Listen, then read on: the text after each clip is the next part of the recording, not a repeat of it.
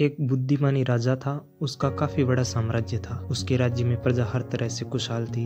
राजा को अपने उत्तराधिकारी की तलाश थी। उसके 3 बेटे थे।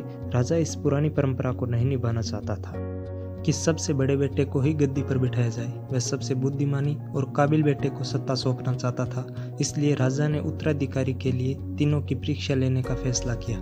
राजा ने तीनों बेटों को अलग अलग दिशाओं में भेजा। उसने हर बेटे को सोने का एक एक सिक्का देते हुए कहा कि वे ऐसी चीज खरीदे जो पुराने महल को भर दे। पहले बेटे ने सोचा कि पिता पगला चुके हैं, इस थोड़े से पैसों से इस महल को किसी चीज से कैसे भरा जा सकता है। इसलिए वह एक मैखाने में गया और शराब पी और सारा पैसा खर्च कर डाला।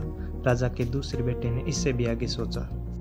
वह इस नतीजे पर पहुंचा कि शहर में सबसे सस्ता तो कूड़ा कचरा ही है। इसलिए उसने महल को कचरे से भर दिया। तीसरे बेटे ने 2-3 दिन तक इस पर चिंतन मनन किया कि महल को सिर्फ एक सिक्के से कैसे भरा जा सकता है। वह वाकई कुछ ऐसा करना चाहता था जिससे पिता की उम्मीदें पूरी होती हो। उसने मोमबत्तियां और लोबान की बत्तियां खरीदी और फिर पूरे महल को रोशन और सुगंधित से भर दिया।